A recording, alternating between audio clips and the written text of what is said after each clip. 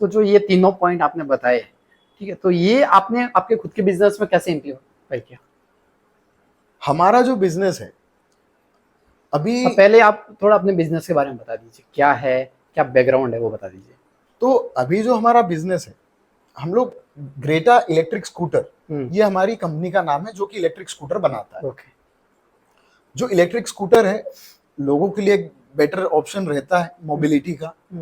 और जो बिजनेस मेरा भी शुरू हुआ, जो विजन था, वो विजन ये था कि जन सामान्य के लिए साधन और संसाधन को किफायती बनाना है। The commute and mode of commute should be affordable to everyone with reducing the carbon footprints. Right. मतलब कि आवागमन को किफायती बनाना, अफोर्डेबल मोबिलिटी टू ऑल, और कार्बन, पर्यावरण का भी सोचना है। लोग ये सोचते हैं कि जो पर्यावरण है ये तो विरासत में मिला है, बाप दादा ने दिया है, पूर्वज देके गए। ऐसा नहीं है। पर्यावरण जो है, जो प्रकृति है, वो विरासत में मिली हुई संपत्ति नहीं है, लेकिन हमने आने वाली पीढ़ी से लिया हुआ ऋण है, जो हमें उनको चुकाना है। राइट। आने वाली पीढ़ी से लिया हुआ ऋण है, उनको चुका कर जाना है। हमारे पूर्वजों ने हमसे ये ऋण लिया था, वो हमें चुका कर गए। वैसे ही हमें भी आने वाली पीढ़ी के लिए इसको सजोए रखना है। अब अगर आप पर्यावरण को नहीं देखेंगे तो उसको सजोएंगे कैसे बेटर वे में उनको दे पाएंगे। तो जब बिजनेस शुरू हुआ ना, तो ये एक गोल था दिमाग में कि अफोर्डेबल मोबिलिटी हो। भारत में आज भी बहुत लोगों के लिए खुद का टू व्हीलर लेना एक ड्रीम है। हर कोई अफोर्ड नहीं कर पाता। स्कूटर तो लोन पे ले लेगा आदमी, लेकिन फ्यूल का कॉस्ट नहीं बियर कर पाता वो आदमी। कैसे उस चीज को अफोर्डेबल बनाए, इसी का लक्ष्य लेकर के कंपनी शुरू हुआ। मेरा एक मिशन है कि मैं ज्यादा से ज्यादा व्हीकल्स को इलेक्ट्रीफाई करूं, और ज्यादा से ज्यादा लोगों को एंटरप्रेन्योरशिप के लिए मोटिवेट करूं। जितने भी एंटरप्रेन्योर्स तैयार होंगे, आत्मनिर्भर भारत आत्मनिर्भर युवा से तैयार होगा, और आत्मनिर्भर युवा आत्मनिर्भर ऊर्जा से तैयार होगा। जब तक देश में स्वदेशी ऊर्जा उत्पन्न नहीं होगी, तब तक देश आत्मनिर्भर नहीं बन सकता। मैंने आपका एक ऐसा वीडियो देखा था जिसमें आप बता रहे थे कि आप एक ऐसी बैटरी लाने वाले हो जो लाइफ टाइम तक चलेगी, आपको चार्ज करने की जरूरत ही नहीं है। बिल्कुल। क्या है? तो हम लोग एक ऐसा व्हीकल लेके आने वाले हैं जिसके अंदर अभी 4 मूल समस्या है। देखो, एंटरप्रेन्योर क्या होता है? एंटरप्रेन्योर मतलब क्या? The entrepreneur is the person who identifies the challenges and convert the challenges into opportunity. That is what an entrepreneur makes. Entrepreneur एक वो आदमी है, उद्यम साहसी, कि जो आम जन की जिंदगी में, जीवन में उनकी चुनौतियों को आइडेंटिफाई करता है, पहचानता है कि यार ये चुनौतियां तो हैं, और उसका समाधान भी वो प्रस्तुत करता है। कैसा समाधान? जो कि क्विक, रिलायबल एंड अफोर्डेबल हो, तो वो एक सक्सेसफुल एंटरप्रेन्योर बनता है। अभी जो इलेक्ट्रिक व्हीकल्स मार्केट में हैं, वो असेट नहीं है, वो लायबिलिटी है। लोग लायबिलिटी लेना नहीं चाहते हैं, लोग चाहते हैं असेट आए मेरे घर में। लाख रुपए का एक पेट्रोल स्कूटर मिल रहा है बाजार में, आदमी 1.25 लाख रुपए दे करके इलेक्ट्रिक स्कूटर लेता है। वो क्यों ले रहा है? 25,000 ज्यादा दे करके, कि यार मेरा कोई झंझट ना हो, पेट्रोल का खर्चा ना है। लेकिन एक बिटर ट्रूथ इस इंडस्ट्री का है, लेकिन जब आप 2004 का एक आंकड़ा देखें कि कितने व्हीकल सालाना बिके थे और 2024 में कितने बिके, 2004 में लगभग 1 करोड़ टू व्हीलर भारत में खपत हुई है।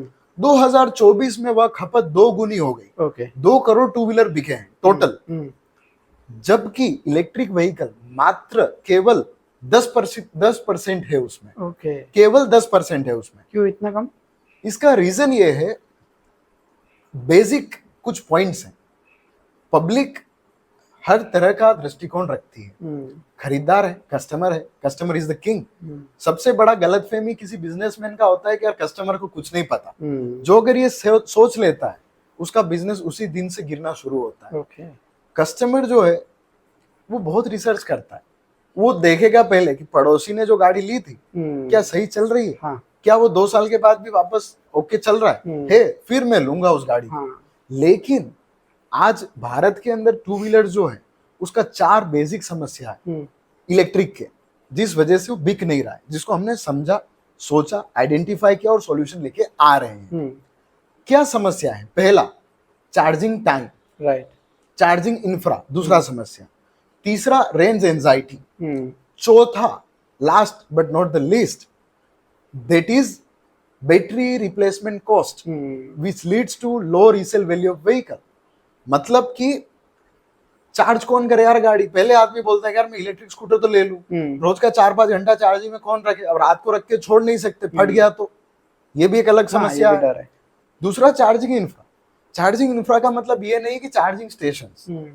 समझो कि कोई पीजी के अंदर आदमी रह रहा है, 4 लड़के एक रूम में रह रहे हैं।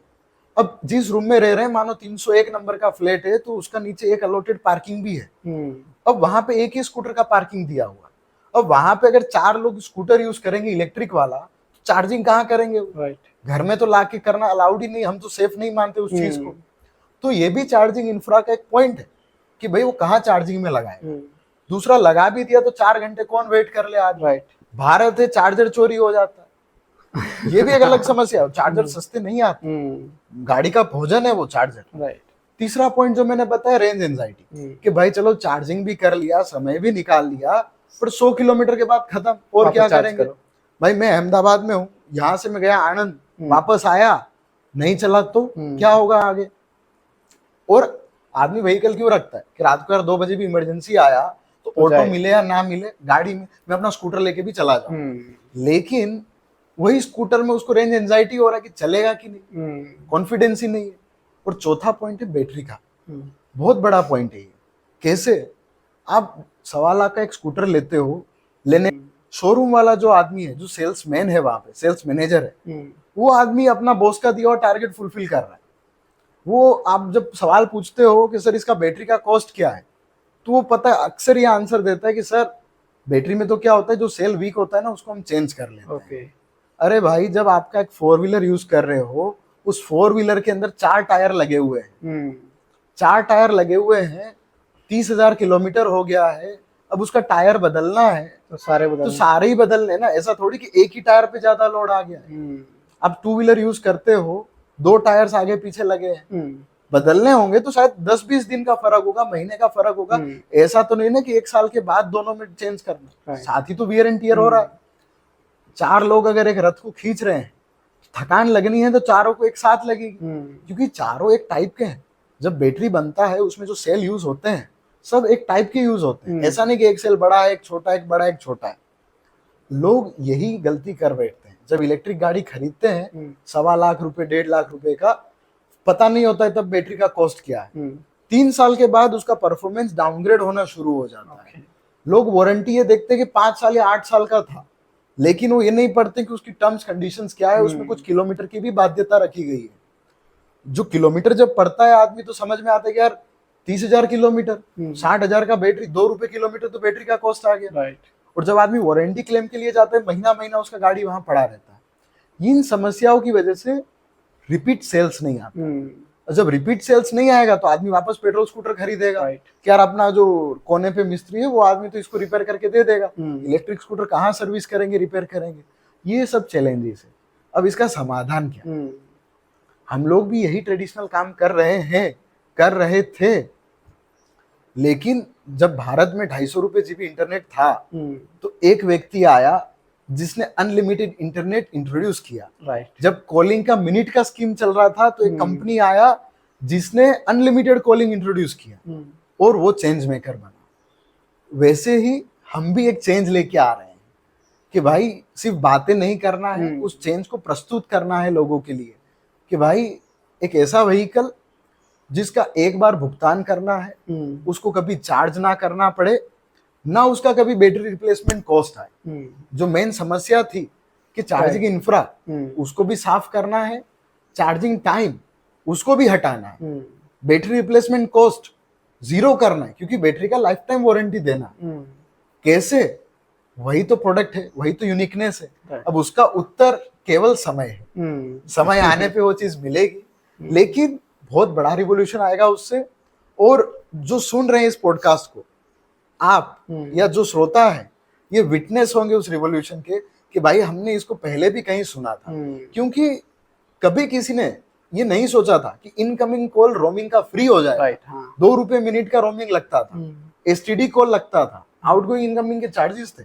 आज क्या है, फ्री है ना। राइट। किसी ने नहीं सोचा था। बैंक की कतार में खड़े लोगों ने कभी नहीं सोचा था कि आरटीजीएस, एनईएफटी या कैश विड्रॉल इतना आसान हो जाएगा कि हम घर बैठे ये चीज कर पाएंगे।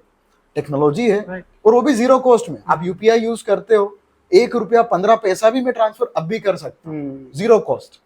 तो ये सब चीजें आती हैं। लोग जो सोच नहीं पाते ना, एंटरप्रेन्योर वही करता है, और आपकी सोच आपको अलग बनाती है। वही आपकी कामयाबी का सूत्र है। तो आज से 30 साल पहले लोगों को यही नहीं लगता था कि हम चलते चलते भी बात कर सकते हैं।